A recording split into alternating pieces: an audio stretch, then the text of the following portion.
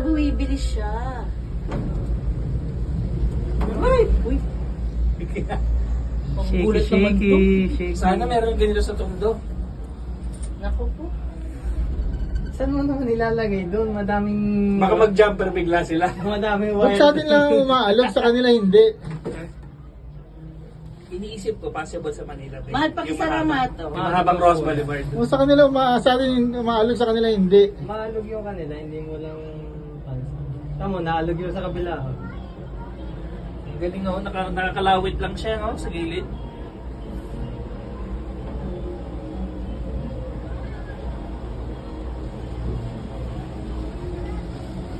Paano ang repair nito bro kung na-stock up tayo dito? Ha? Talo na sa tubig. Dali lang. Paano kaya sila nagre-rescue pag nawala ng kuryente no? Generator yan. Sila pa mawalan dito ng generator, ay minahan ng gasolina.